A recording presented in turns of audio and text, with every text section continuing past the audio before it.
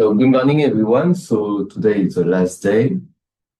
So yesterday we put the quasi-compactness of the Markov operator of the quantum trajectories.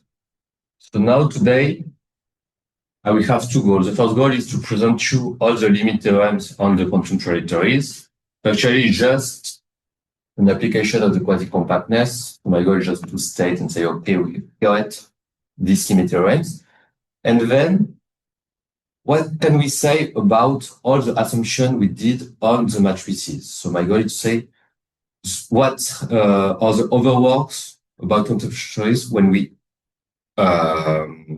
remove some assumption. Especially, I will focus on the contractility or equivalently the purification assumption today, and I will talk about an article of Anna Chepanek, Christian Benoit, and Simon Pellegrini that work on the invariant measure when we remove this purification assumption.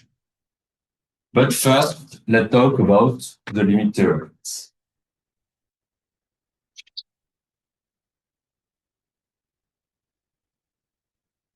So yesterday,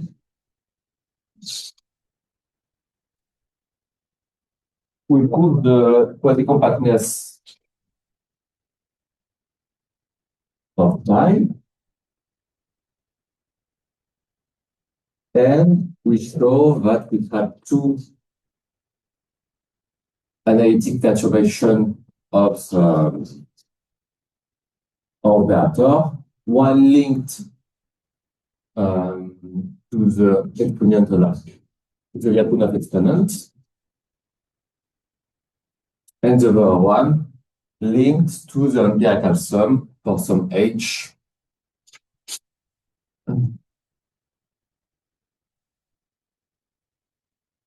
which is alpha.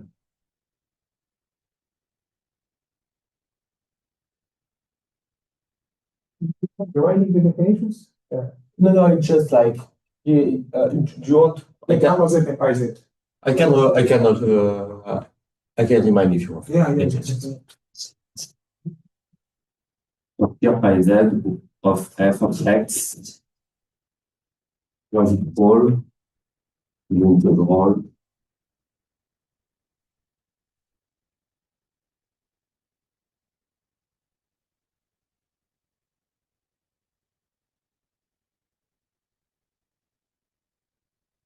and if you look at pi, it was equal actually to pi of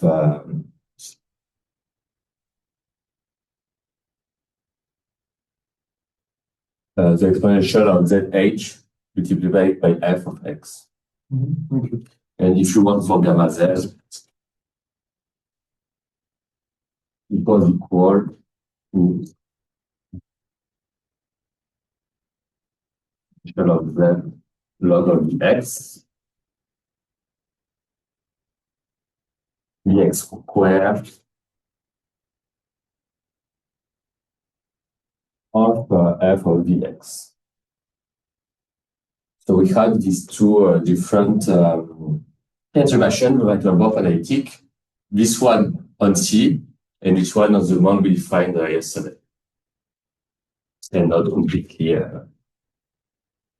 on the whole complex space. Here we get one limit theorem.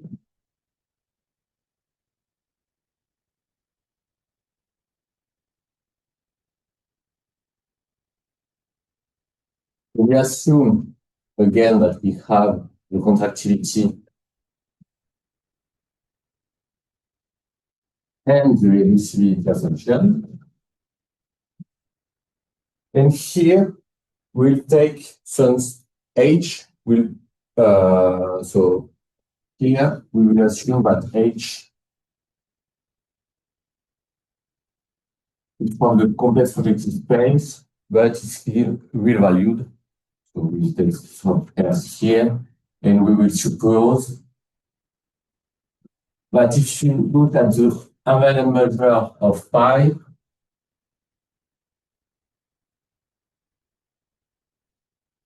So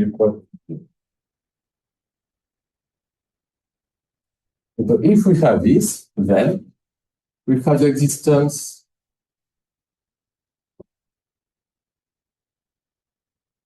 on some sigma squared, then that. So if I look at, so for every five a bounded continuous function and mu quality measure over the complete space.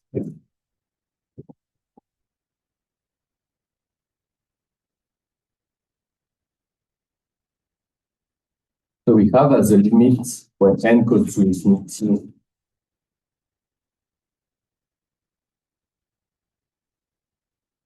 of phi of S and H divided by small of n minus of here. This big N is for the Gaussian of mean zero of variance square root sigma square.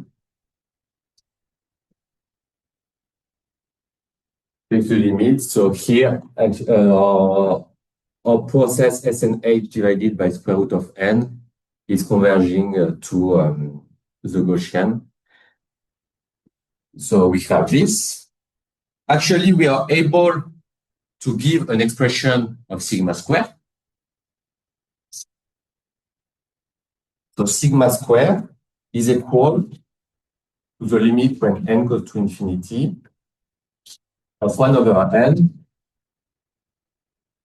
of the expectation with respect to the invariant measure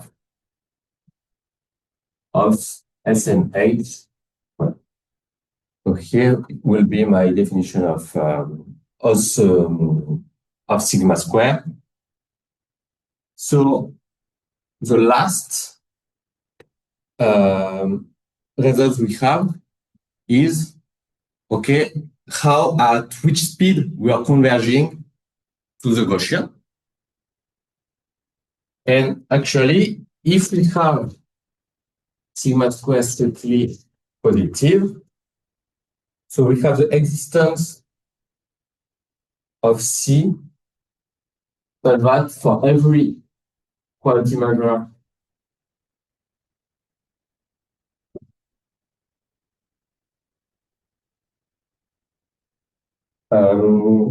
so for every function mu on over the complex project space. So the supremum for mu for u in R of the probability that Sn is smaller than sigma square root of n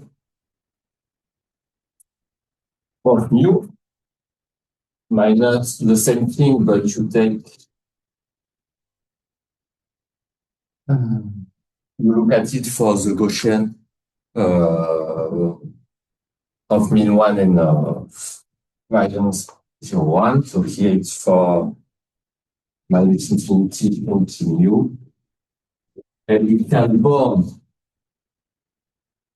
this difference for some C divided by square root of n. So our speed of convergence for our process is equal to 1 divided by square root of.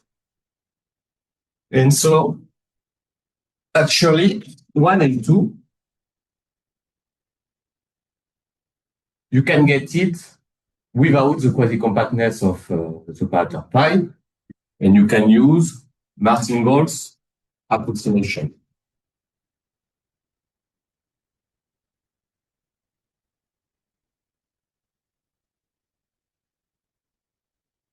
So it was a work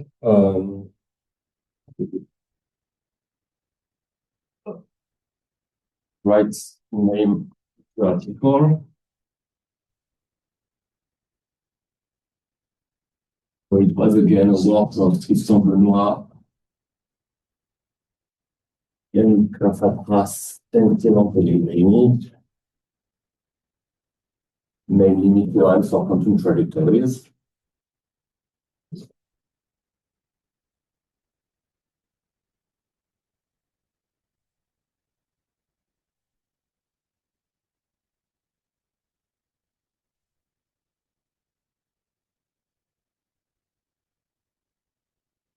Was 23 and 1 and 2, we already had it.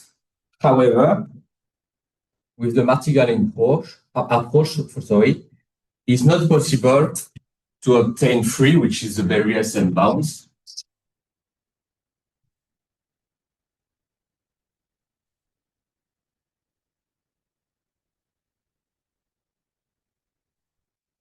And here, we need the quasi-compactness.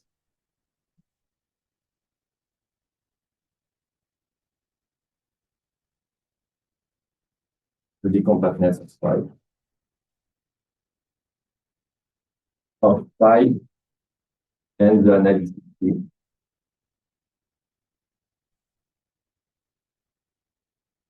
of then this phi of z. So that's why we needed this this ICT. It's not something we did by pleasure. So actually, based on the book of Hautecoeur and Hubert,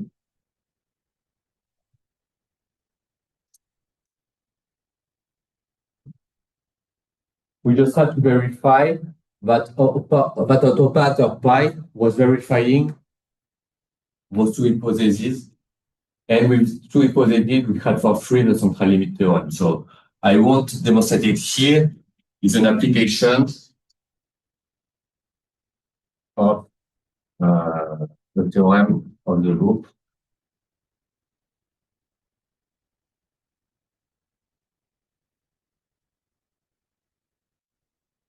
For the data of us.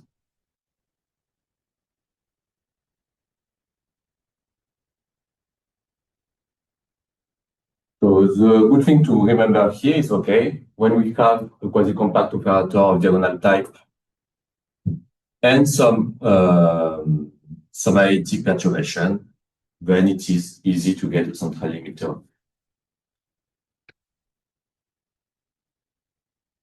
So here I did it for the empirical sum, but indeed, if you say, okay, I'm not looking at the empirical sum, I'm looking at my Lyapunov exponent, it will be exactly the same. The two proofs are exactly similar. There are no difference between the proof of this process and the proof of this process. The only thing that changed is that, okay, pi is quasi-compactness, it doesn't change, it's for the board. But if you want to get it for the Lyapunov exponent, you have to change, but the perturbation you look at is Z gives gamma of Z. Okay. Here, however, because we had this quasi-compactness operator, we also got something which is impossible to get if you only look at the Martingale approximation, and which is large deviation principle. So I will give you the theorem.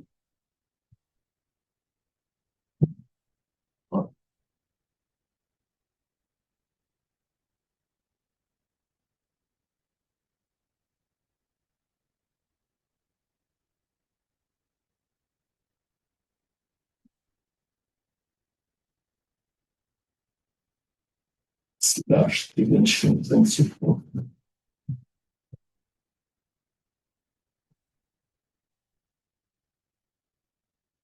Say the following thing. We again assume that we have the contractivity and the resistivity assumption.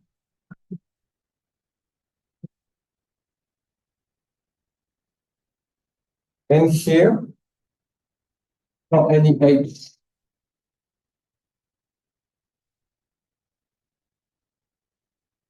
can try again to take some revalued function and you a probability measure of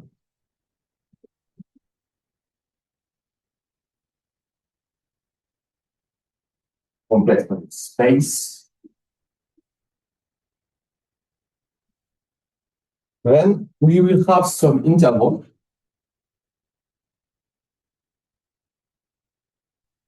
like this, some interval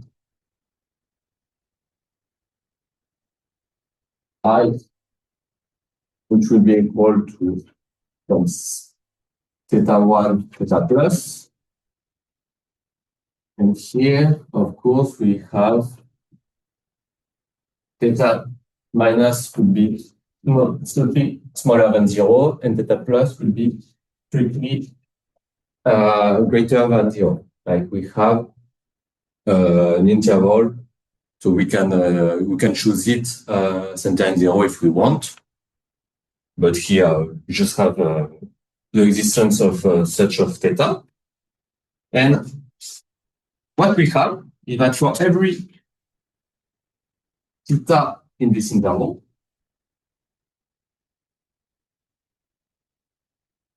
I can look at this process. So here we are looking at 1 over n, and we look at the logarithm of the expectation with respect to mu of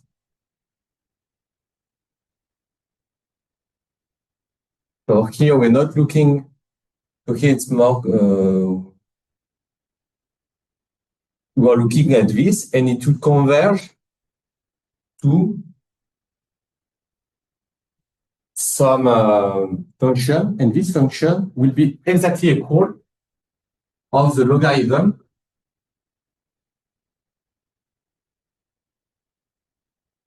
of the spectral radius of pi theta. So here, why we have only the existence of I. So I will explain why, because here we had our operator prime. And we had the fact that we had an anicity from Z to pi Z. So that means, so here it's quasi compact. Here we have an anicity. So with Kato perturbation theory, what we get is that only in the neighborhood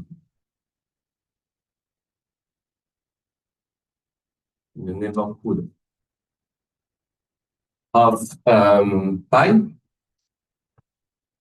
theta is quasi compact.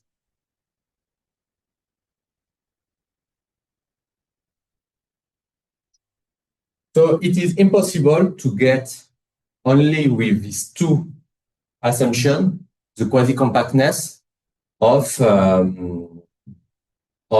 my pi theta, and that means that it implies that if I look at this limit, I will have the fact that I'm converging to the logarithm of the spectral radius for pi theta only when I have the quasi compactness of pi theta.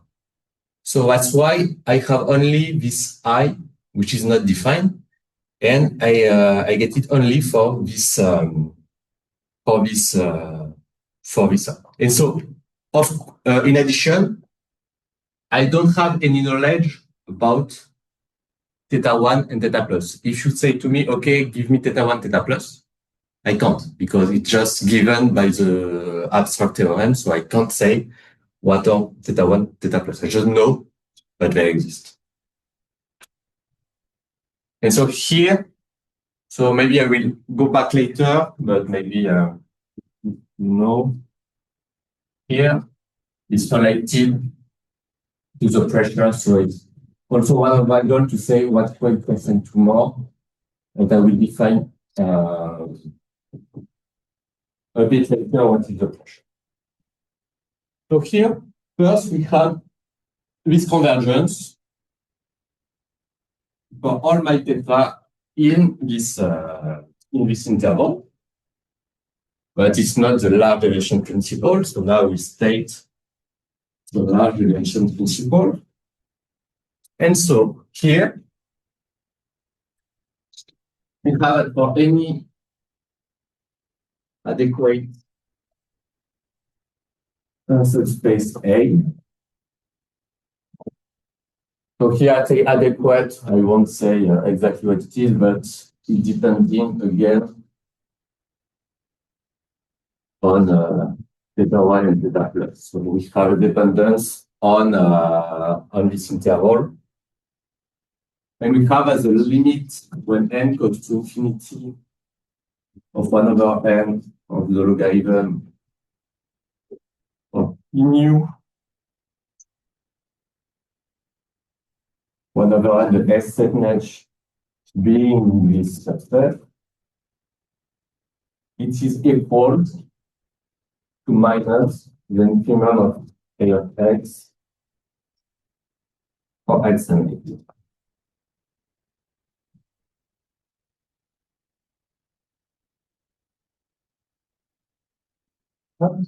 For subspace.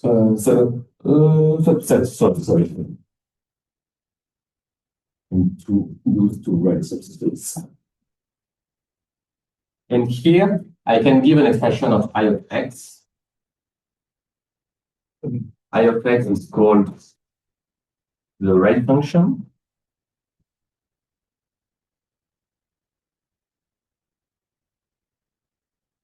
And here we have an I of x is equal to the supremum for theta living again in this interval.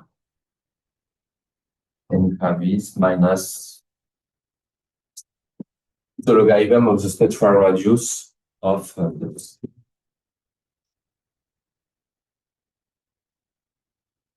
So here we can remark, but again we don't have a complete large deviation principle.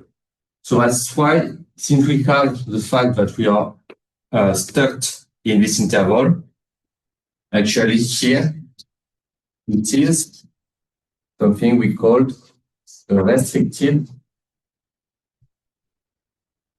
large deviation principle, because we don't get it for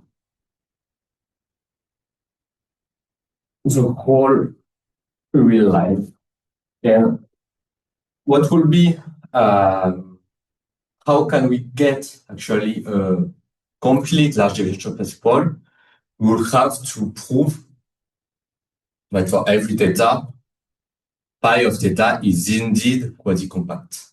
And if we had it, we could have this because of the quasi-compactness of pi of theta. But here with this technique, we only get it for a small interval close to 0. So here also, I won't do the proof, but the proof is also direct by applying all the techniques that already been introduced in the literature. So here it's an application of very known theorem in large deviation theory, which is called Gardner-Ellis theorem, which is a very powerful tool to get a large deviation principle. And here we just have to apply Gardner-Ellis theorem. And since we have the perturbation, which is analytic, plus the quasi-compactness of pi, we are able to prove that this converges to the logarithm as before. And when we have that, everything is okay. And we get our large deviation principle theorem. And for this theorem is here, I did everything with the empirical sum. But if you take the Lyapunov exponent, you also take the same thing. And here we just have to replace all the expression by the expression of the Lyapunov exponent. So all the limit theorems are dual, and we can get everything because we did everything before for the perturbation of the operator. Sorry. Yes. Just one question. If you here you assume the reducibility, right? I assume yes, contractility and reducibility. Now let's assume that there you have a stronger version of reducibility when you don't have cycles. I mean, can you improve the result to global observations, or is it the same? Here it's the same. Like here we'll just we need contractility for my results. We'll see later that there are maybe possible ways to remove this contractility assumption, but with the techniques I use, maybe I can. I think it would be good to discuss. I believe that at least when you impose the stronger condition, when you do have conversion measure without taking the average of the cycle, I think it should be possible. Or maybe, well, yes. Okay, so it's but here we only this.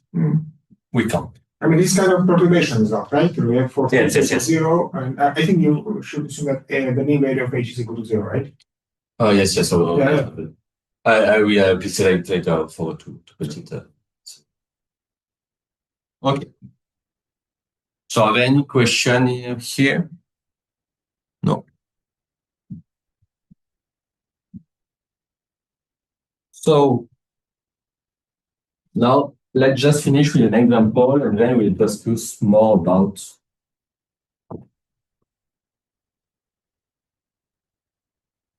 the purification function, which is very nice.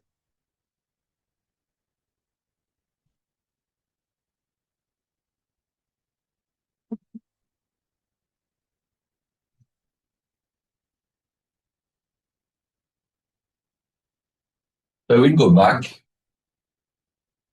Just a small example.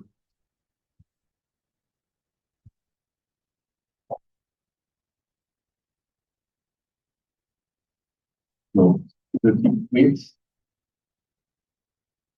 and then even four. And so the goal here is to, for a simple example, give a variant measure of, so give an expression of the variant measure for a specific example. So we take I1, which will equal to the square root of P, and A2 here is the same, but you put square root of P here, square root of Q here, and we have P, which is in 0 and half, and Q is equal to 1 minus P. So if I look at this, that means, so here I will let you to just be the sum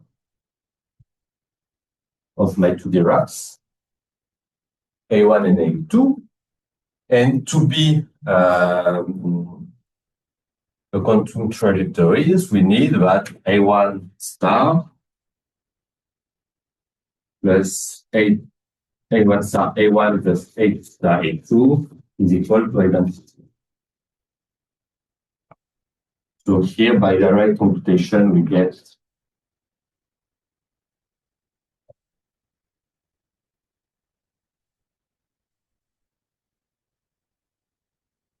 the relation.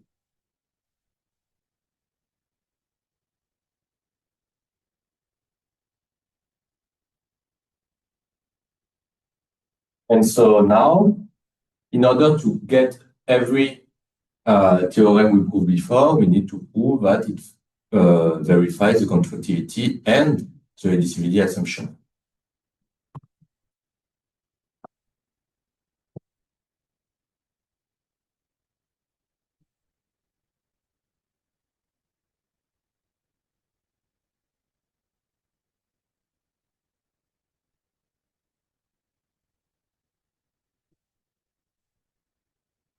Here for the reducibility assumption,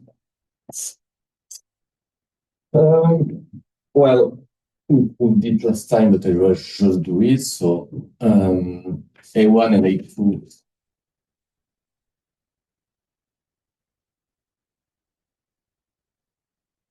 have a one-dimensional common environmental space.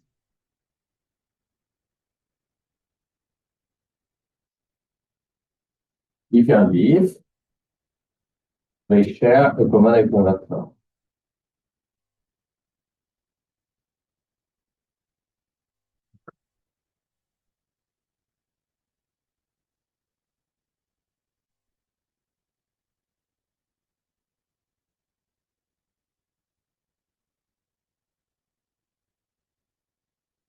Here, the eigenvectors of A1 we call it A equal to 1, 0, and EB equal to 0, 1. And both these vectors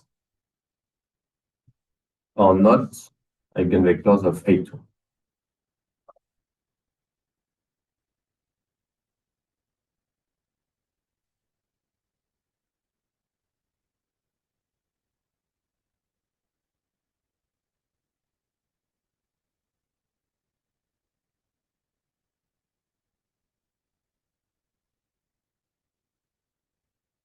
Here we have the distribution. For the contractility, so just remember we need some Wn in the set of all the possible product of my matrices A1 and A2, such that Wn divided by Wn converge to something of rank 1.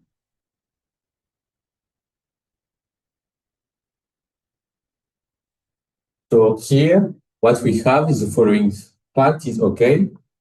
If I look at A1 at the power n, and I will call it Wn. So here, since I have just diagonal matrices, it is equal to P at the power n divided by 2, Q at the power n divided by 2, 0, 0. And since here P is smaller than 0, 1/2, that means that Q is the greatest number between P and 2. So that implies that if I look at the operator norm from Wn for the Euclidean norm, it will be equal to Q at the power n divided by 2. And we have finished. Why? Because if I look at Wn divided by Wn, then it is equal, here I will have 1, here I will have 0, 0, and here I will have P divided by Q at the power n over 2. And since P is strictly smaller than Q, this part will converge to 0, and I will converge and n goes to infinity to 0, 0, 0, 1, which is a rank 1 matrix. So we found that there exists such a Wn, and it gives you the complexity.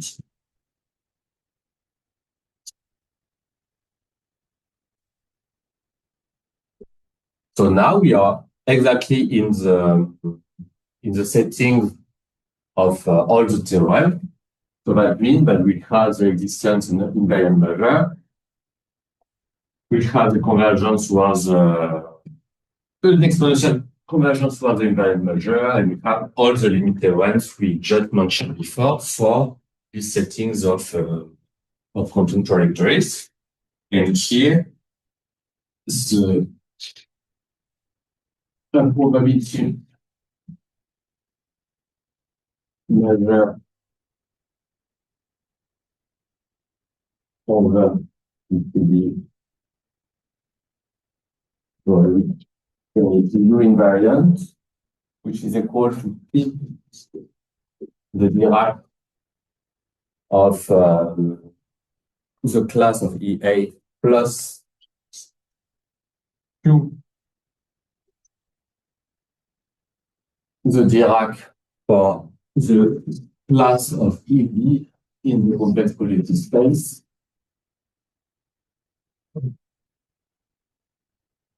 is the only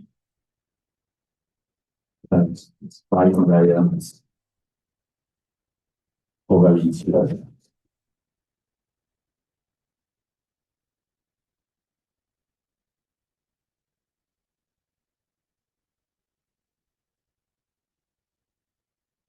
So for some specific example, we are able to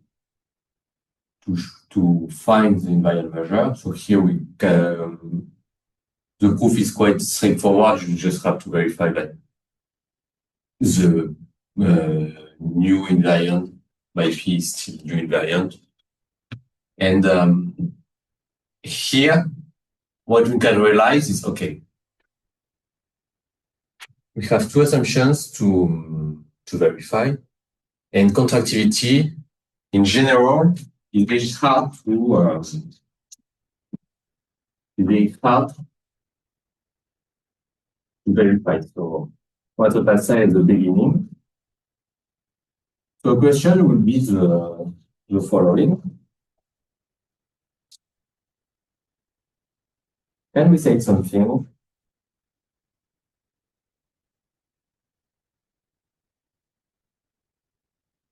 about the invariant measure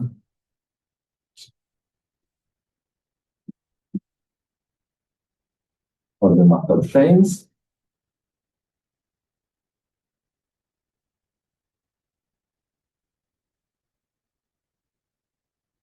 Right, then. If we remove the contractivity assumption.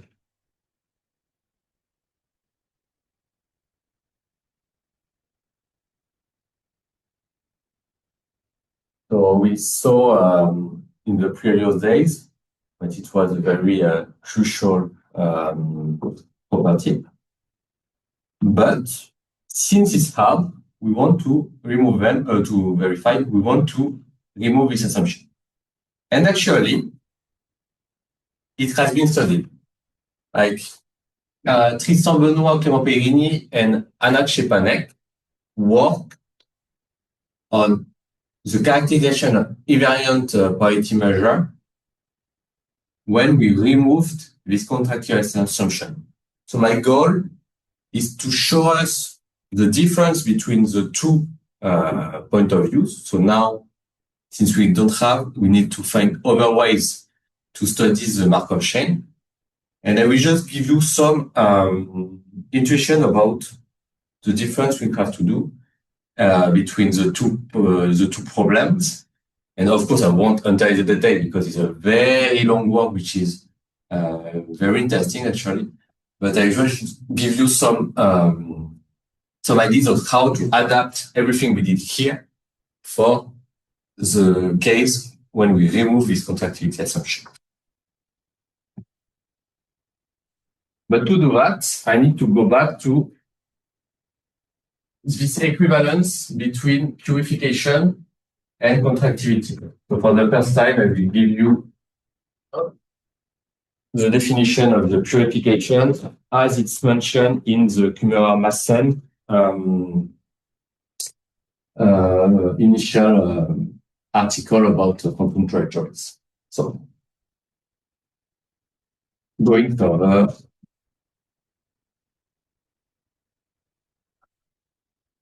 removing purification.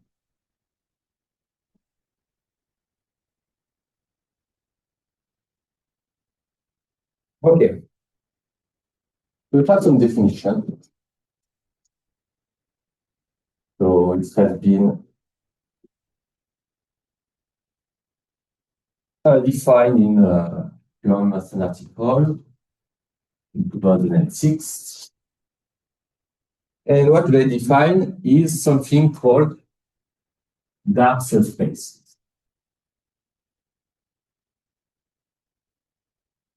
So we define directly what it is. So we say that non-linear subspace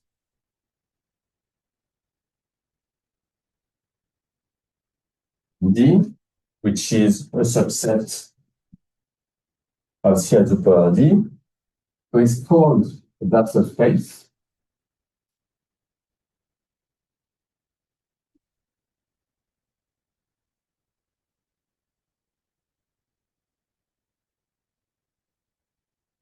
So it's for all n integer and for mu almost every VIBN. So we're still in the same setup as before. We didn't change anything. So we still have the measure mu and we still have the Markov chain. Everything is the same here. So we have this. So there exists lambda, some real, some non-negative number, and we have some unitary matrices, and we want the following. This okay.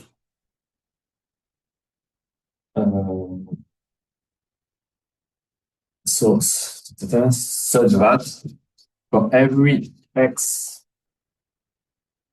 in D, if I'm looking at the product of my n matrices and I apply it to x, it will be equal as this lambda mu of x. So what does it mean? That means that on this subspace, the product of my matrices in the support of mu act as a unitary. So that's what it means here. So on D,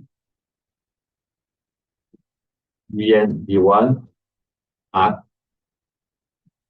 like a unitary. So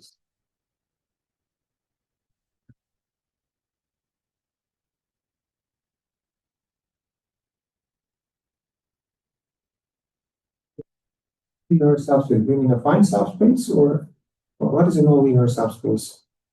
oh, sorry, no, just a linear subspace. Okay.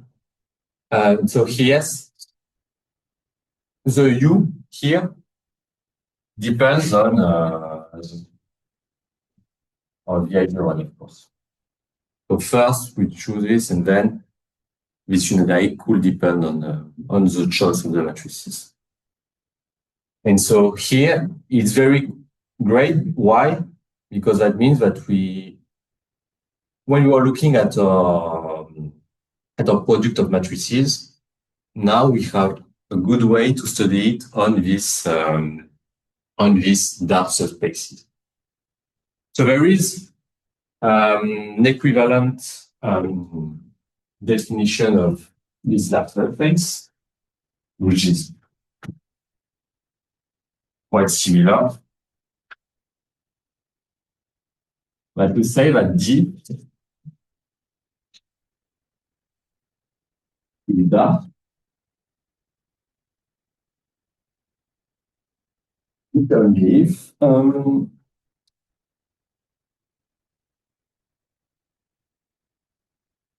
here we look at the projections on my subspace D.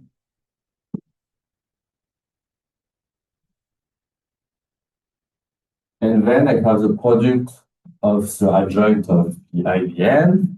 Then I multiply by IBN D1. And then I put it back by D. And if this is proportional at P day, we have that D is dark. And here, phi of D is an orthogonal projection.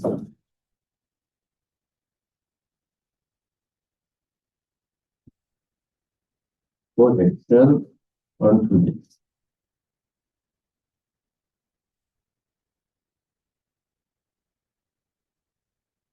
Call it the dark projection.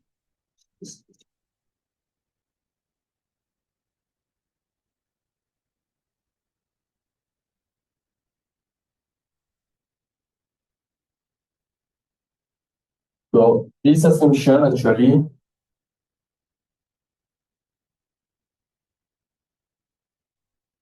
is the assumption linked to the purification. So I'll just talk about it right now. So here we have this definition of dark spaces. That means that we can define the minimal dimension of all the dark spaces. So I take all the data spaces that exist. I can take the minimal dimension of my data spaces. But just an intermediate question. Yes, I understand correctly that if you have that contractility, then there are no dark subspaces. Yes. That was I will explain just. Okay. Yes. So is it? Oh, you are going to prove it. Yes. Okay. No, I will just yes. Okay. You will see why. Okay. But yes. There is a connection between the contractility and the data.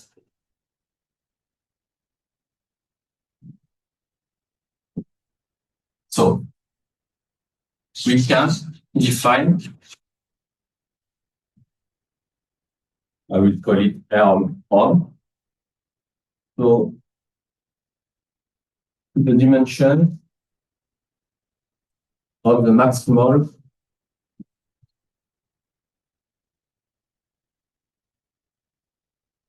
dark space.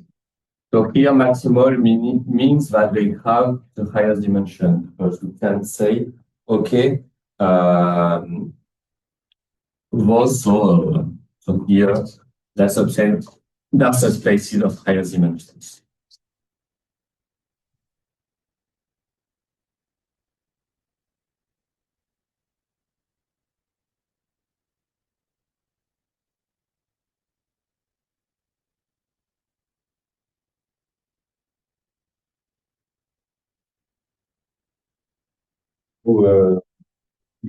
Anyway, in the following, we denote by the M the space of all the dark spaces, or dark space of highest dimension.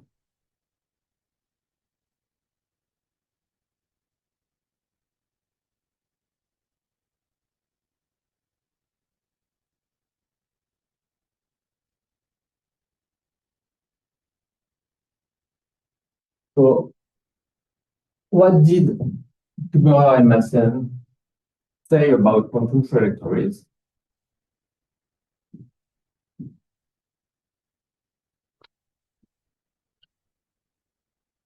So they said, Meurer and Massen,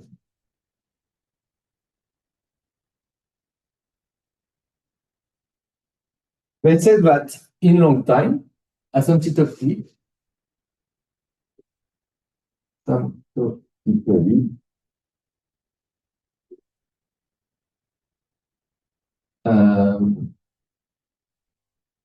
quantum trajectories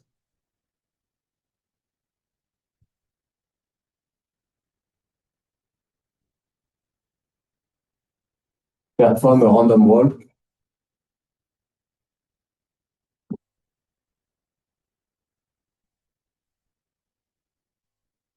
on the end. Okay, so that means here,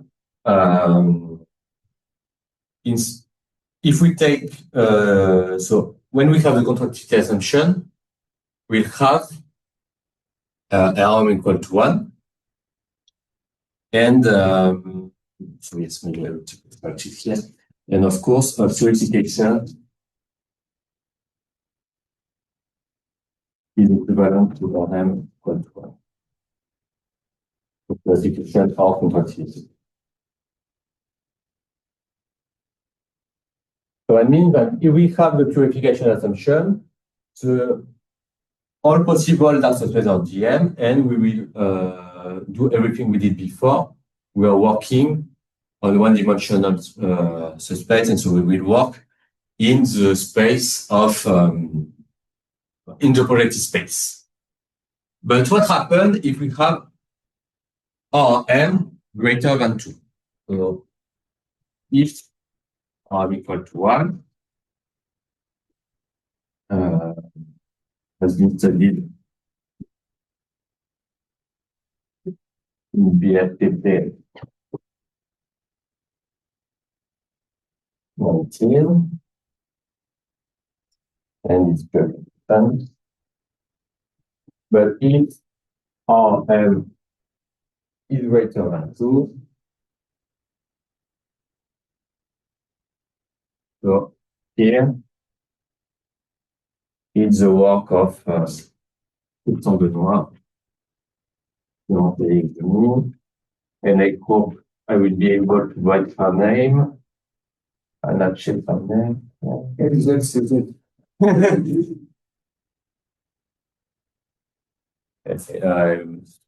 lot of time, it said Caesar. And here I did classification of the invariant measure of trajectories.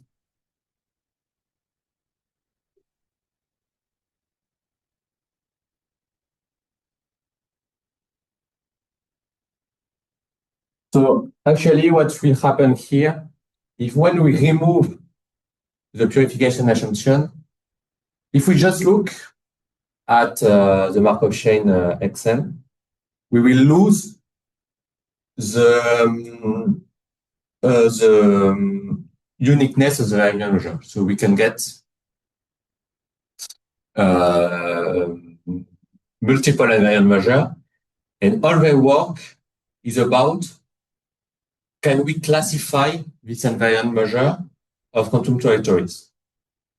And how does it work? So let me just do a small schema. So they have the quantum trajectory Excel, and they will go to the space of dark spaces. So here they go in the world of dark spaces of that's the spaces of dimension M. So we want to live in the world of maximal dark spaces, and in this space, we want to do everything we did for XN. So that means we will define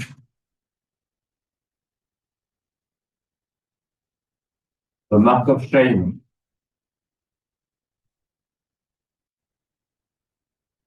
Dn of dark spaces.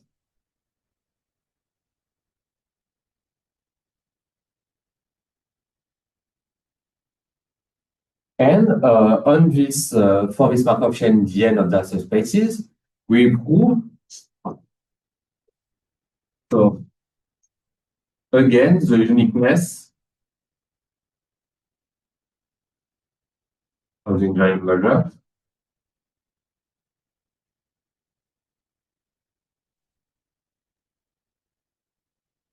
Thus, the convergence towards this entire measure.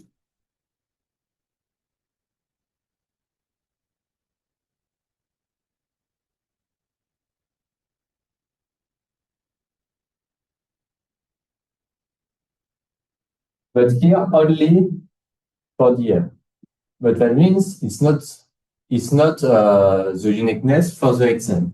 So when we have everything done for this Markov chain in these subspaces, the goal is how to go back. This VM is a family of subspaces, right? Yes. So you have a random walk whose elements are subspaces. Yes. Okay. I will go more in details about this to show the difference between Xn and Dn. So my goal now for the following of the course is to explain this part. However, this part, the fact of how to go back to Xn is very difficult. And I don't have the knowledge to explain this, so I won't explain how to go back to the initial Markov chain. But it's a very beautiful work. So if you want to know more about how to go back to the Markov chain of Xn, you can look at the article of Tristan Clément and Anna. So it's a recent paper from 2024. And it is really a great work, and everything is based on how behave the matrices living in this form. However, here I want to show you how to get the uniqueness of the invariant measure and the convergence for this Markov chain Dn. So I will define what is Dn, how this Markov chain is defined, and how to adapt everything we did before for this Markov chain living in the dark subspaces.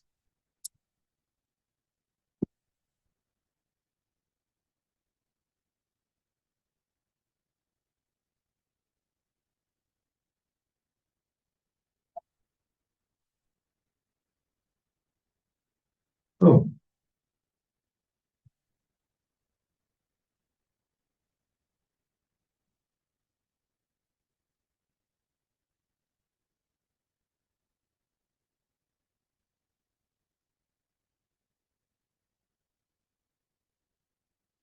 actually, first, the structure of Dn. So before talking about doing some Markov chain on Dn, what is Dn? So the element of Dn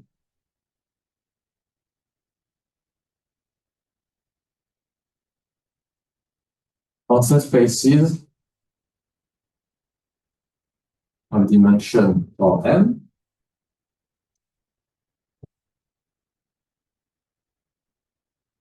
and the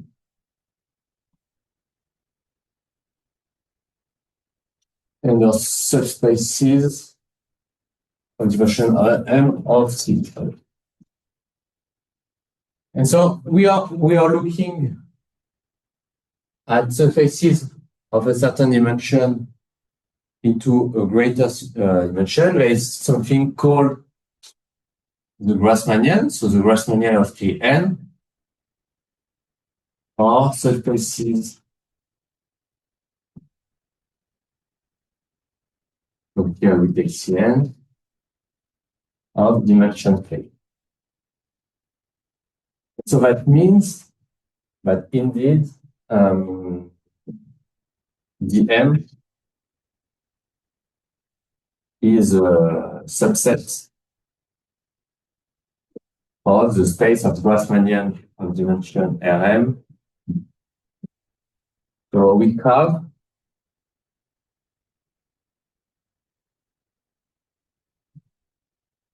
the fact that all other subspaces, all the elements of all other subspaces are Grassmannian. Okay. So now, what can I say more about D of M? So first, I'll just introduce what is the metric on Dm. So actually, the Grassmannian, if we compare to what we have for projective space, they are a generalization of the projective space for dimension greater than 1. So if we take here k equal to 1, we get something which is the probability space, and here it's generalized everything. So it's not it is not a coincidence, but we are now looking at the Grassmannian because it generalizes the probability space. So here we can get a matrix of we take just in F, for example, in GKN. The distance EF will be equal to the norm of this operator. So we just take the difference between the two projections of E and F, and it defines a metric on the Grassmann.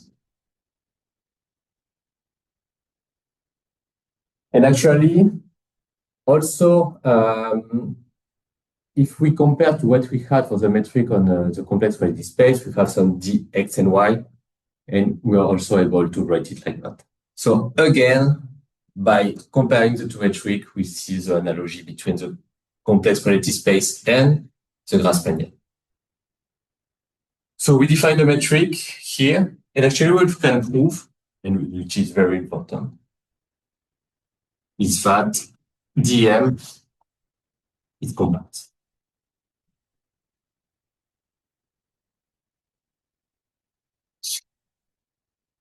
So that means that, okay, when we are looking at the complex probability space, we needed that complex probability space was compact.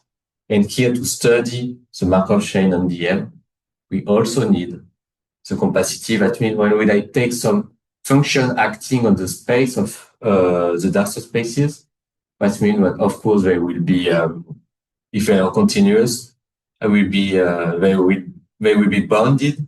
And so we'll be able to do everything we did as before. Excuse me, you understand correct that G and K is also compact, right? Because it's just space. Yes. Okay. So just but just I want, since I will work on DM, I just need the compacity of DM, because actually when we will apply the VI for any D, by the definition of DM, it will be invariant. Okay, so the non-trivial fact is that this DM is closed there, right? Yes. Okay. So Yes. Because of the definition of it. Okay, so now we can introduce our Markov chain. So Kimura and Masson told us in long time we will perform a random walk between Darcy spaces. So we have the long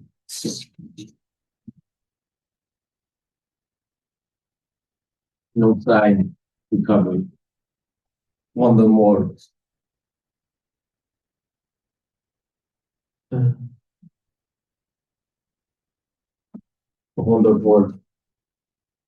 between Darcy spaces. And you will see it will be very similar to what we have before. So Markov chain the n. So on the n side, we are not on the complex probability space, and it has then plus 1, which will be equal to some Vn. Yeah.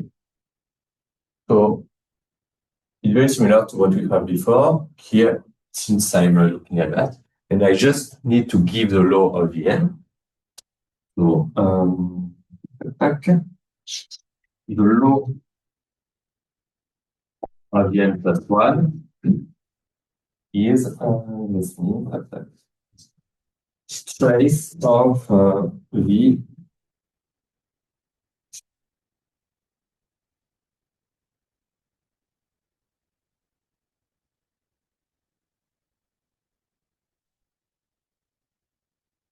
It is very similar. We have a similar similar law for all the choice of my matrices. So here, since we are living in since all the dark surfaces have same dimension,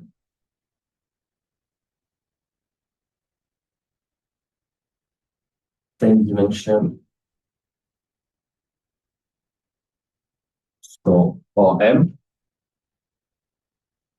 what we can remark here, and if I'm looking at this trace, pi of dn, it will be every time a constant, because we are living, since we are living in the tensor spaces, so for every d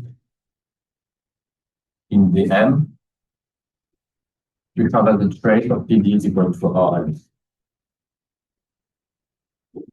So actually here, this trace, we can say it's just equal to Rm.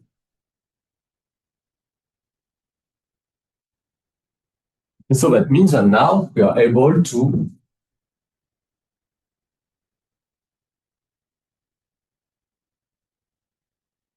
give the Markov operator from my Markov chain. And so Markov operators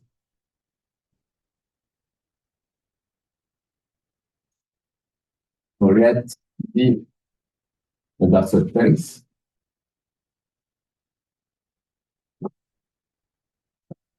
And we take some B Borel sets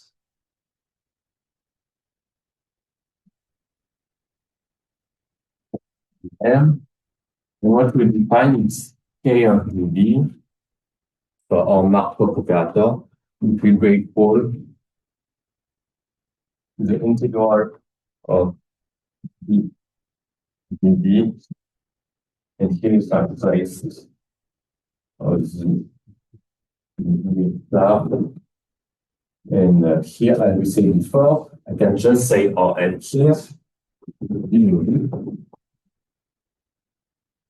So let's just do a comparison between this and what we had before. And just remind that the Markov operator we had when we had purification, you have said here.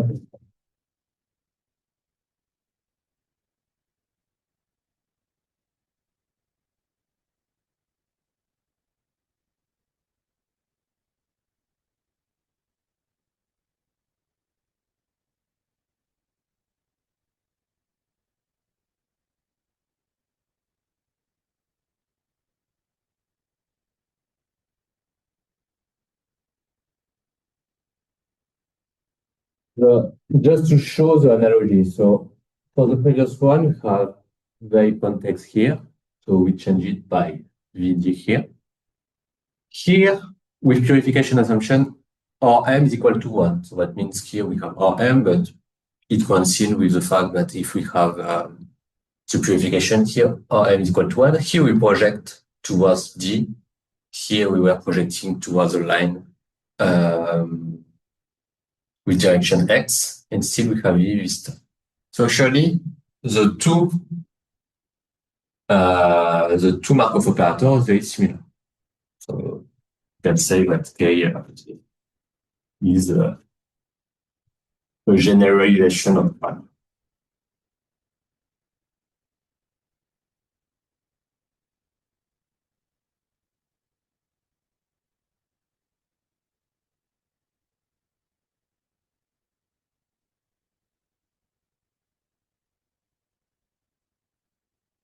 So,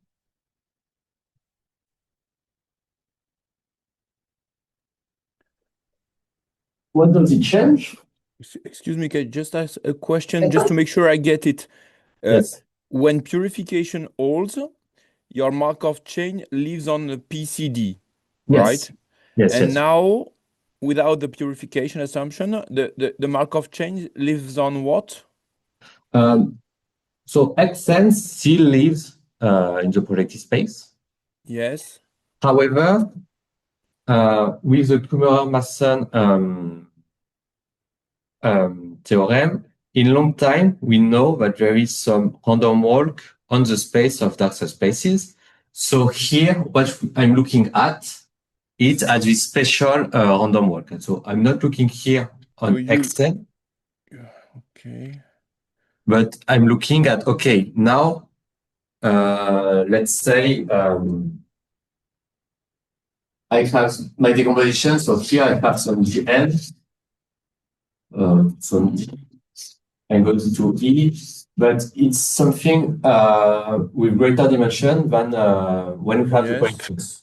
But if I have a dimension 1, I don't need to talk about that subspaces because everything is on dimension 1. So if I'm looking at a line, I'm just staying in the same space. So now it's like we are not looking at now Xn, we are looking at Dn. We will do everything we have done previously for Xn, but for Dn. But the real part and the completed part, so here I can't really explain how because I didn't still understand everything for how to get back to Xn. But when we have everything on this Markov chain on dark subspaces, we'll be able to go back to Xn in some way, and we'll be able to characterize all the invariant measure of for the initial Markov chain, so Xn, and it will depend on the unique invariant measure on the for Dn actually. There will be a link between Dn and Xn. Okay, so if I get correctly, for the moment, the first step is just to look how you move from one dark subspace to another. Yes. And then you will try to go back to the quantum trajectory itself. Yes, that's right. Okay. And so second question, why do you, for the quantum trajectories, do you restrict to the pure states? Because if there is no purification, a priori, you don't have the Kummerer-Masson theorem, you don't know that you converge to pure states. Yes, So one should look at the quantum trajectories at the level of the density matrices. Yes, but here because you could have invariant measure for which lives on density matrices which are not pure. Yes, but here in this setup, we are starting with a pure state. For this setup, okay, so these are specific yes, initial state of the quantum trajectories. Yes, here we are looking at the indeed at the quantum trajectory starting on a pure state, but without the purification assumption. Okay. We are not looking, of course, at the more general starting on any identity matrix. I have a comment on that. Yes. In finite dimensional case, if you start from an arbitrary density matrix, you converge under certain conditions to a pure state. Yes, but no, you don't converge to a pure state. You converge to the extremal states, to the set of extremal density matrices, that pure states. But you have not a precise limit. You have just something that goes around the pure states. Well, you mean you approach the set of pure states? Right. Without purification assumption, I doubt. No. With some assumptions on the Krauss operators. Yes, which amounts to the purification assumption. Right. Yeah. But since he's interested in the case without purification assumption, this is why I asked the question. Yes, here we are starting with a pure state. Okay. The whole settings of the article is they keep the Markov chain on the projective space, so for a pure state, but without this purification assumption. So we lose, however, the uniqueness, and we have to work on these subspaces.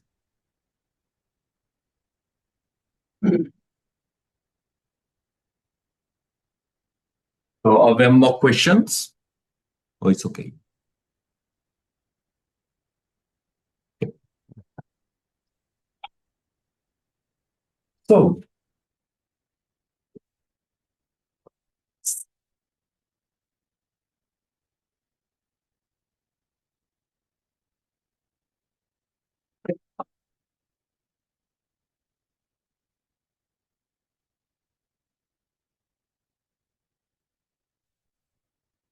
So our goal is to study the same thing as we did before. And we have a very interesting theorem, which is the fact that there exists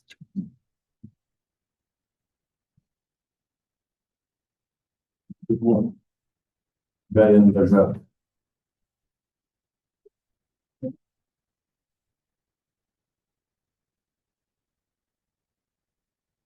invariance of K.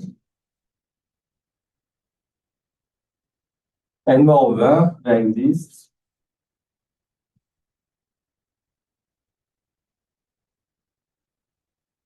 as before some constant C and lambda being 0, 1, such that for every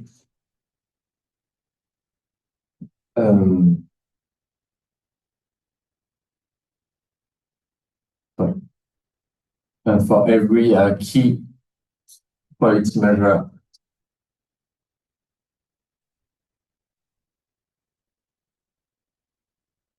over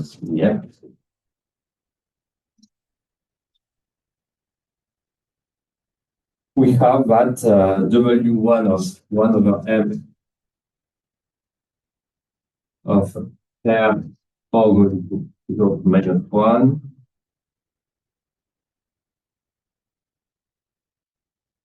of this is also smaller than C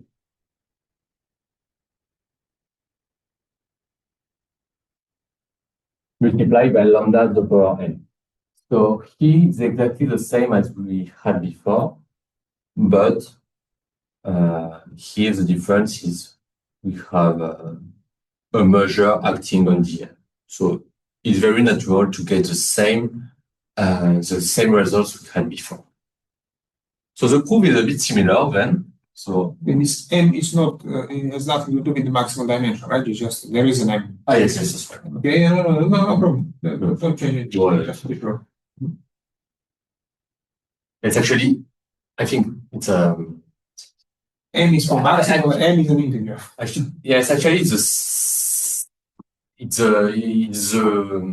integer for the period because for the moment it only defines our M. So here it's a M. So this is a measure, and here we can say M. Okay. So how to prove this?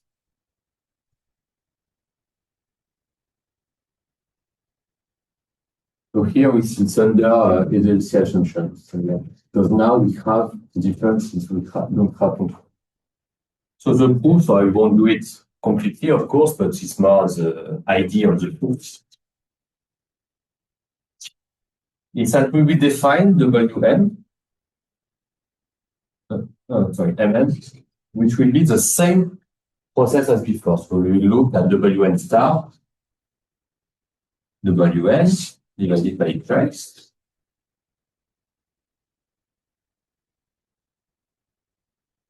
And what we prove is, okay,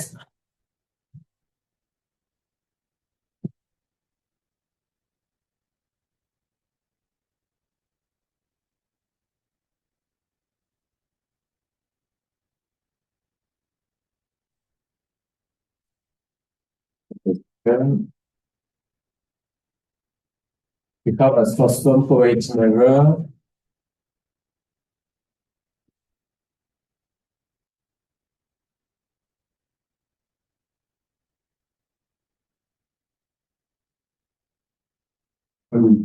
the K. We have that Mn converge almost surely under Px to some M infinity. And moreover, M infinity is almost surely or a matrix of rank R. So when we had purification, we had exactly the same martingale, but this martingale was converging towards a rank 1 matrix. And here, the difference is it converges to a rank RM matrix. So now, to get it, we remember we had G of n that was this quantity. So we had the wash product of Wn d mu s. But here, I can't, if I want to get this, I can't use this Gn. Why? Because here we know that it is equal to the product of the two larger singular values of Wn, which is not the case here because since it's a rank M, so maybe it won't converge to 0. So actually here, the strategy is to define another function. But here, this new function will be routines. I have Rm equal to some constant which is not equal to 1. So it's not an issue. I say, okay, I will take the wash product, but Rm plus 1. And here I have some here I have some power which is needed for the computation. But let us remark that if Rm is equal to 1, you have 2 divided by 2, so it's exactly the same here. So it's also a generalization of what we had before. And by Bougeron-Lacroix, again, we have that if I'm looking at the wet product of, we'll take another number, we'll take M here of N. Yeah, a few days ago, I was saying, okay, for L equal to 2, we have the product of all the two larger singular values. So the difference here, we have the product of all the L larger singular values, so from AN1 until AN1, where the AK of N1, AN1, all the L largest singular value.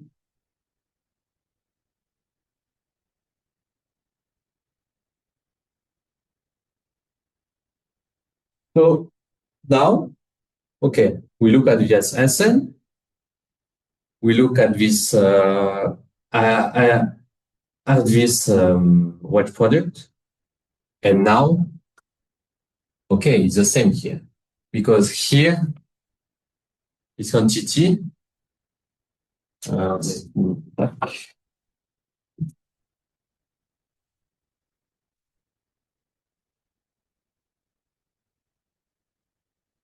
This quantity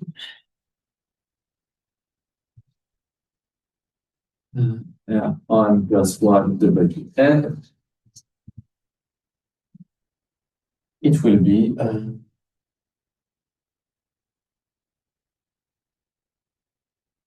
that's right. Divided by the difference of Wn and Wn star, sorry.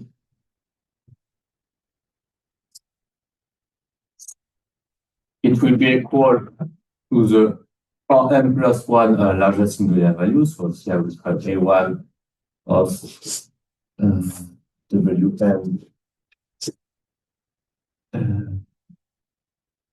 divided by the trace. We take here until Rm plus 1.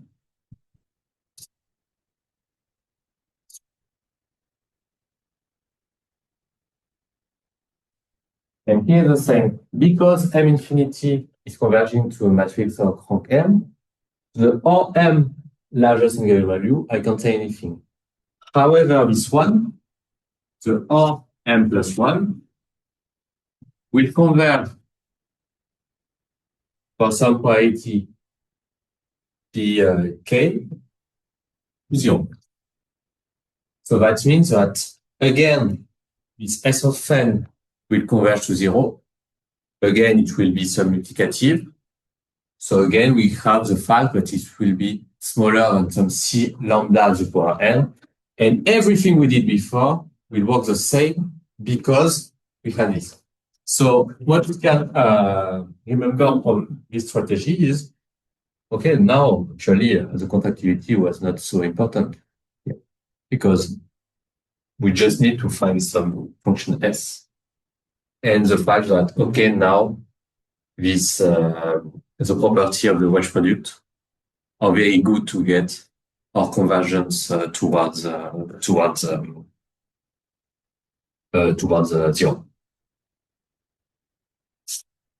And so everything was the same. And now, by following the same step,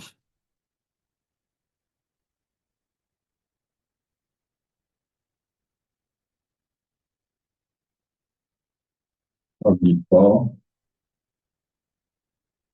we obtain the dot.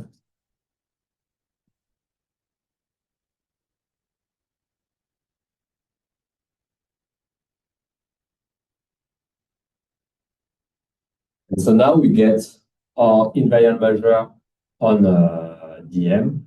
And as I said before, now the hard part is how to get back to the initial Markov chain Xn. And all the invariant measures are classified based on the invariant measure, the unique invariant measure on the space of tensor spaces. But I can't say more because I don't have the knowledge to explain how to go back to this initial Markov chain.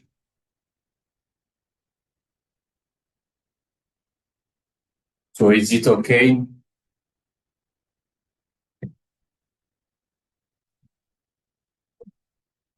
So now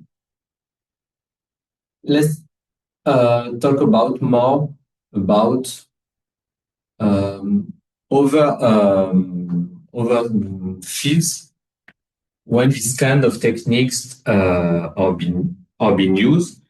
For this, I will just talk about something which is clearly not in relation with quantum trajectories, but more with thermodynamic physics and more statistical fields.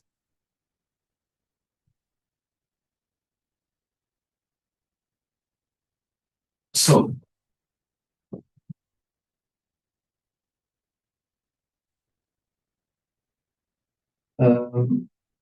let's imagine that we have some spin systems.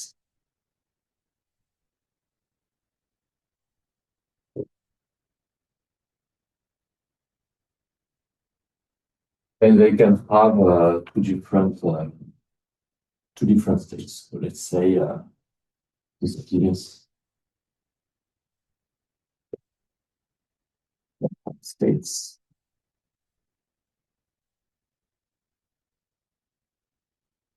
Go to the up to down, so we call it the solution,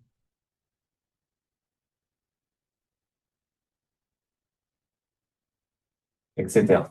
So we can denote by A this, and omega will be A as a point.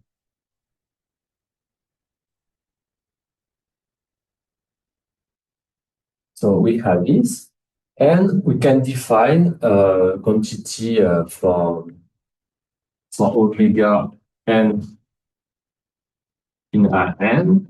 So here just A to the power n. It has some function h n to a n to r, which is the energy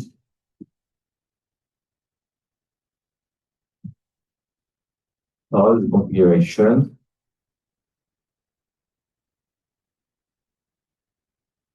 For W1, W2.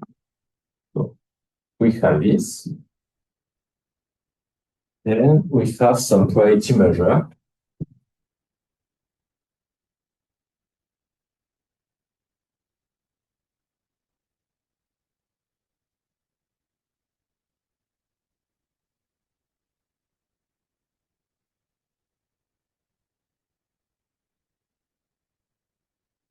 Which is equal to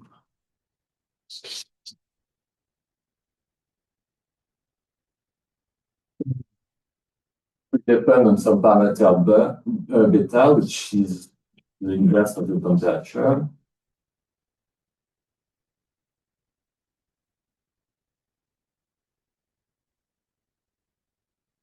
And we have exponential minus pH omega divided by all the possible configurations. So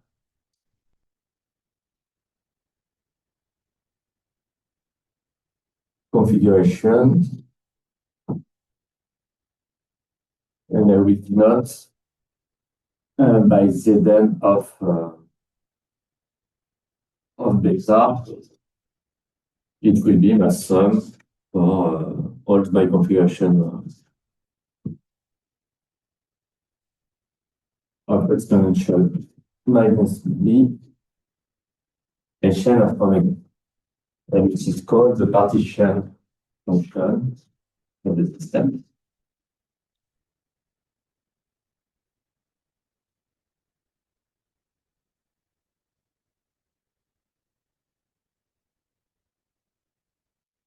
Now my goal, okay.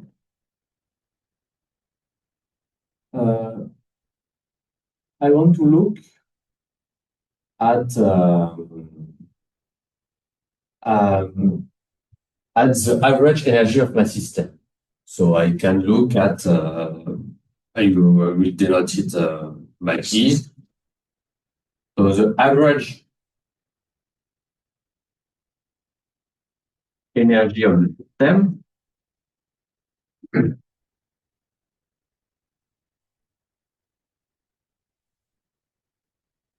will be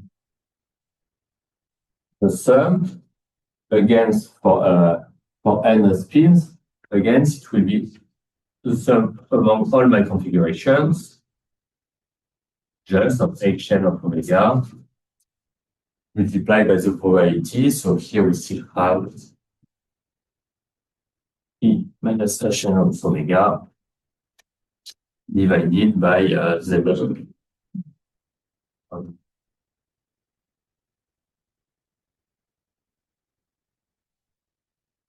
And now my goal is to know about the energy when I let n go to infinity, because here I define everything for n, a finite number of spins, but I would look at, okay, how does it work when I'm looking at the number of spins going to infinity. We can suppose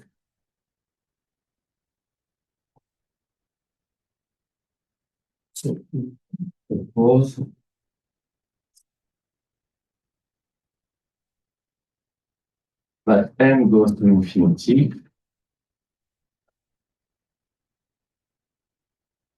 Goes to infinity. And here I will specify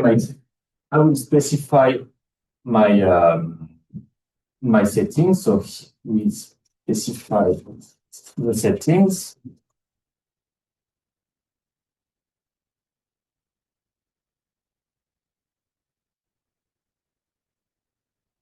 Here we put omega, which is my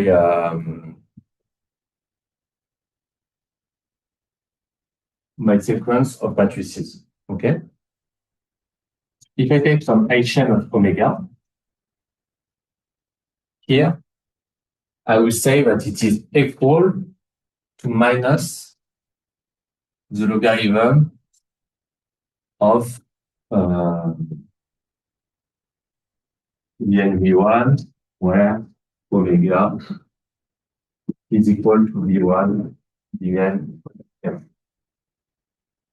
So I have this. So if I'm looking back at what is Zn, Zn of beta is equal to the sum for all my configuration of then v1 beta. And now if I'm looking at this, you can see that if I'm putting beta equal to, actually this problem will be related to the quantum trajectories. Because if I let, here we have something which is some integrator, so we have that 1 over n of the logarithm of the n of beta will converge to some function of beta, so you take f of beta. And this is what we call the free energy of my systems.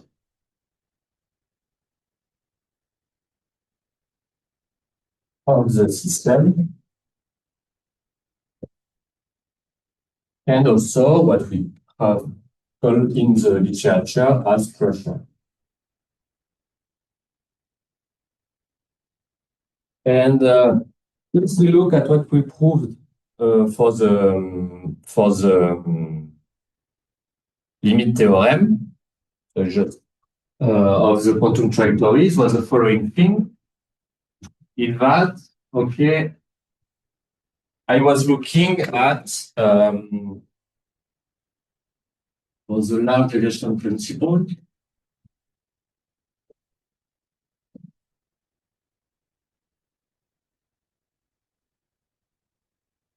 We had the following results, which was here. Excuse me, just one thing. Yes. In fact, you're finding the main matrices, right? You don't have entire space, but you're just finding the main matrices to power n. Because then you take the sum.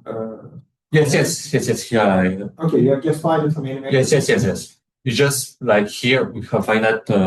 We are in a finite space, but yes.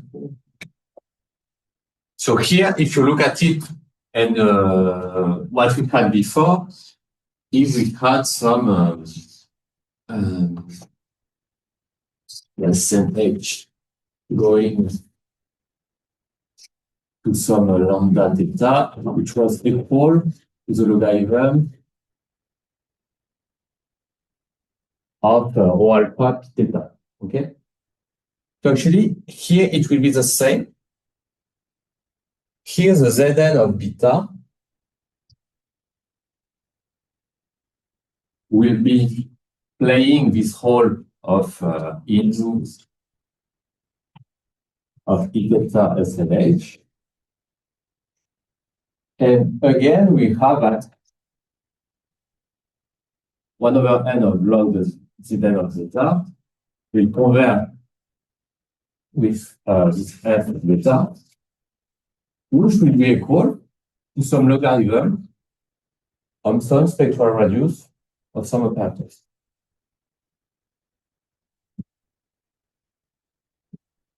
And actually, this pi of beta will be exactly the same as the pi of theta we define here.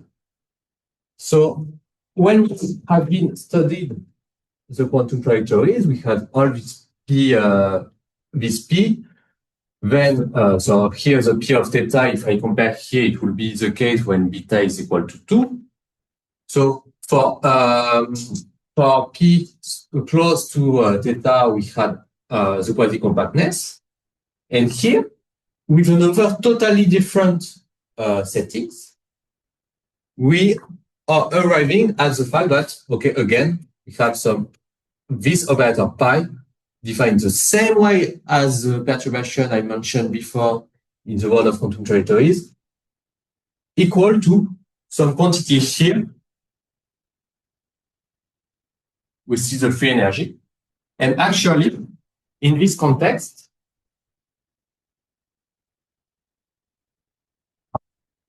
the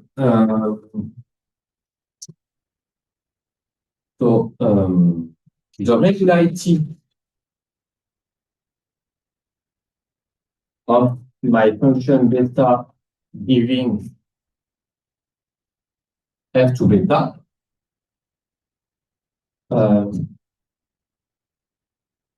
give information about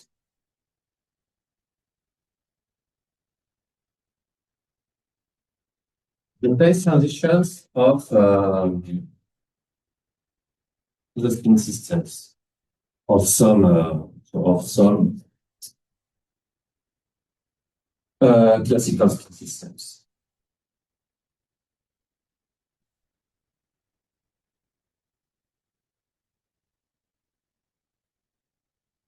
So actually, what I want to say here is okay. We have this operator pi, which in this special case of quantum trajectories was a Markov operator. But this kind of operators can appear anywhere. Here we have a first example of, okay, now if I want to study some free energy to get information about the phase projection, I have this function, which is equal to this. So now if I want to prove something about this function, I need to know about the spectral radius of pi of beta, which has been defined before. So now everything go back to this. And actually, this operator pi of beta appear in a lot of different words. So for example, here we have the thermodynamics, but we could have people are studying this operator in the world of random walk on groups, because as you've seen, we define the Markov chain of the quantum trajectories as product of matrices applied to some element of the projective space. So everything is based on this random product of matrices. So people who are studying random walk on groups are also studying this pi of beta. And so it is a very important object outside of this world of quantum trajectories. So that's why a natural extension of this work about quantum trajectories was to study this function. Because as I said, we have some information about the phase transition, especially there is something very important. If you look at your function here, if you find a beta such that your function is differentiable n times, but not n plus 1 times, that means that you have a phase transition of order n, which is based on the Landau theory. But if you want to prove, for example, that your function, that your system doesn't have any phase transitions, then what you have to prove is, okay, that this function is analytic on some interval or where it is well defined actually. And if you prove that it's analytic, it will imply that your system doesn't have any phase transition. So I just want to give more information about this. So again, what we can do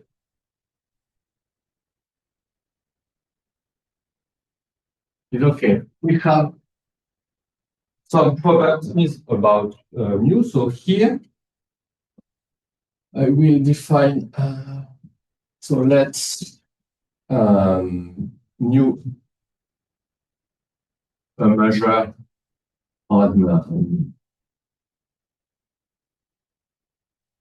the complex matrices of dimension d, and we can denote by I of mu the set of of S in R, such that if I take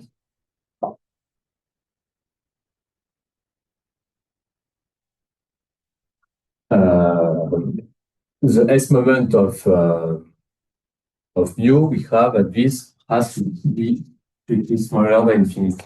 So it is like the assumption for quantum trajectories, but here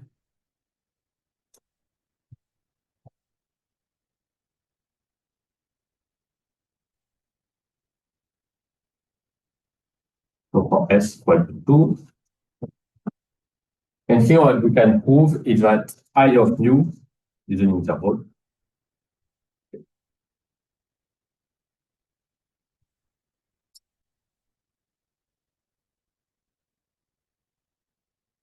And we can define the generalization of here. Here we have done everything but for finite number of matrices. But as before, you can define for S in I mu P of S, which is the limit when out n goes to infinity.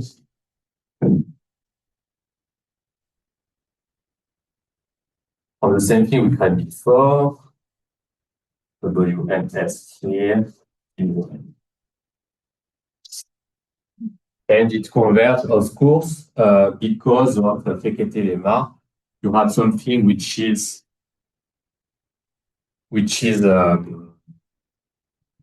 subadditive here. So here we have something subadditive, and when you divide by n, it converges. So it can be minus infinity. So here is living in R union minus infinity. And so, as I said before, in the literature, we really need to know how this function behaves. And actually, we had a lot of different reasons on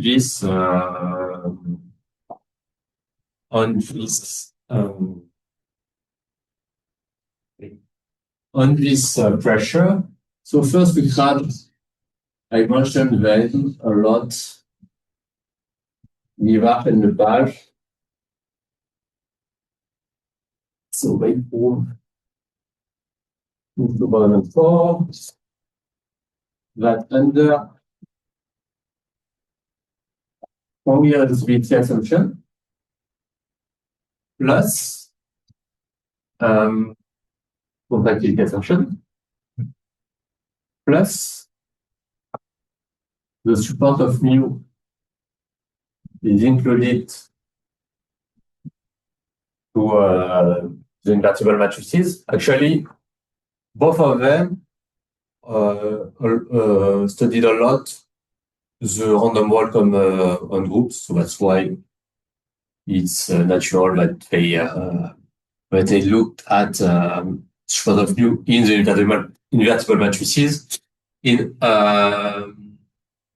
overfield, it's not a natural assumption, but in this kind of field, it's very natural to suppose this kind of stuff. And so under this assumption, they prove that this pressure was analytic on image for the set where it is integral. But a bit after, there was Feng and Kelmekri. So Feng and Kelmekri, they are in the field of thermodynamics.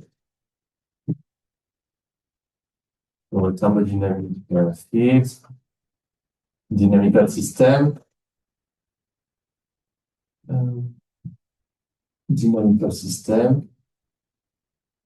So they prove another results about this pressure, but they prove that under only irreducibility, the function was differentiable.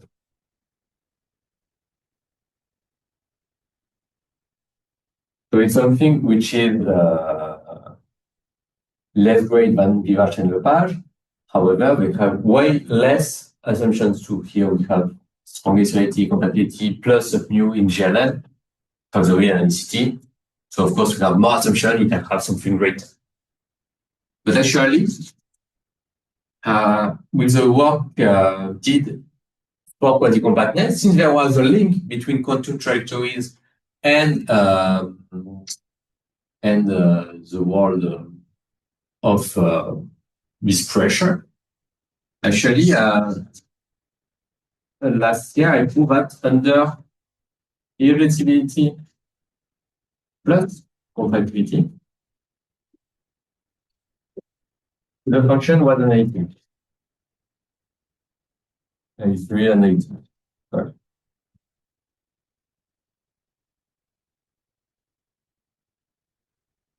So again, here it's a generalization of Vivace and Lepage, but we still don't have the only the minimal irreducibility assumption. Actually, for these results, I will just say that it is impossible to remove the irreducibility assumption. We have a lot of counterexamples showing that this function can be real analytic if we don't have the irreducibility assumption. So that means that, okay, now one of the goals we could have is maybe we could prove that only this assumption is crucial, and maybe we can remove the contractility. So actually, the proof of this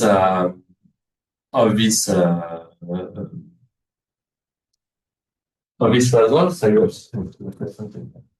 maybe not, but reason to a small scheme of proof, because I want to compare it with everything Anna and Tristan and Clément did about quantum trajectories and partial places. So actually, the goal was indeed to write that PS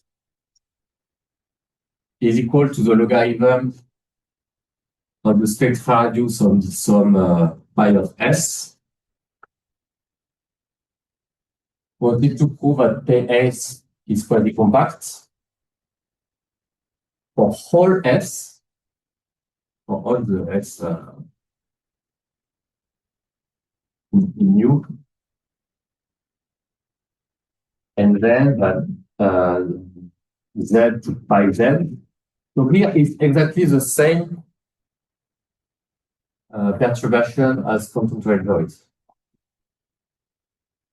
Same perturbation for quantum trajectories.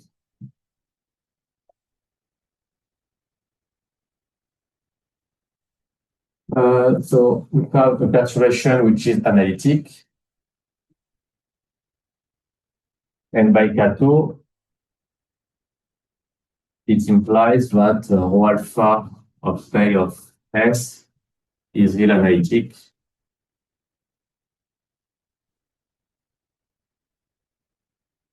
And so we get the analyticity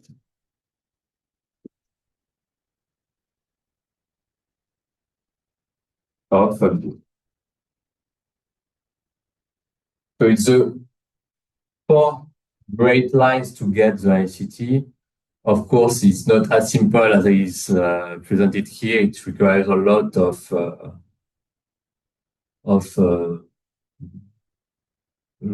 work actually, especially to prove the quasi-compactness. The quasi-compactness of pi S. If I remind you what we did on for quantum trajectories, we have been able to do it because we had this stochasticity assumption, we have this martingale Mn, and also at the end we had it only in a small interval containing 0. Here we have only the integrality assumption. We don't have the stochasticity, we don't have we don't have this martingale MN because now we are not in the quantum trajectory in the quantum trajectory worlds, and so now to prove that it was quasi-compact was a big nightmare. And again, key was the contractivity and the fact that there exist some martingales converging to something of rank 1, and everything was working fine. But now the question was, okay, is it possible to remove this? And can we get a pure generalization of Feng-Nkemeki results, because they use only the thermodynamical point of view and not the spectral point of view. And this where the work of Arnaud, Clément, and Tristan appears. So the goal is, okay, Arnaud, Tristan, and Clément worked on dark subspaces. So that means without the compatibility. Here, I did everything with the estimating the compatibility. So the goal is, okay, is it possible to merge the two works?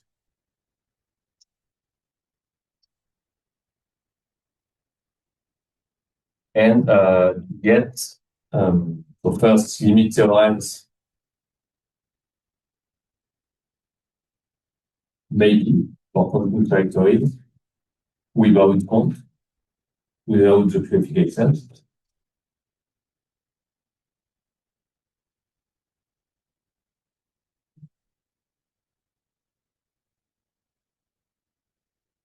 And secondly, one open question, but it's open, but we are close to be able to do it. Is it possible to prove that S, by giving the pressure of S, is real analytic only with the irreducible assumption?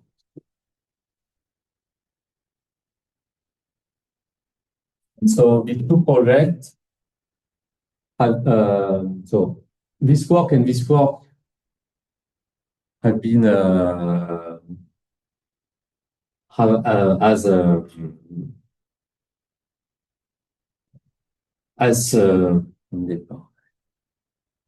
starting point. Yes, as starting point, the work about the invariant measure of Tristan Benoit, Clément Pegrini, Yann Potra, and Martin Frass. We got two different results based on these techniques. For Arnaud, it was more based on quantum trajectories, how to look at these dark spaces, how do they evolve in this dark spaces world, as I presented before, and how to go back to the initial Markov chain. Here, we saw that, okay, this Markov operator is not a random Markov operator. It can appear in a lot of different fields, in the fields of random product of matrices, in the fields of thermodynamics, also in the thing for people in multifractal analysis are studying this, because the pressure gives you information about the Hausdorff dimension of some self-affine sets for in multifractal analysis. So we have a lot of connection with other mathematics. And so the final word I would say, okay, now can we merge these two different results we got and get for some points, again, some limit theorems without the contractility assumption, and also for the world of random product of matrices, can we get some real analyticity with only this assumption, and it would completely generalize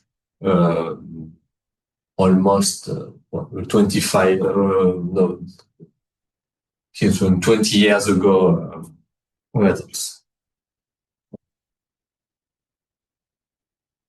And so, yes, I think it will conclude the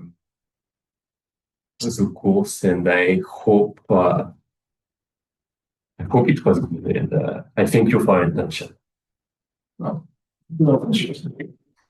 Thank you, Arnaud, for this really great course. I think everybody enjoyed. Are there any questions audience or online? Thank you very much. Thank you very much for the course. It was great. Mm-hmm. So, okay, so I guess that's the end of this course. And I hope we will have other occasion to discuss all the subjects. Mhm. Thank you for this course.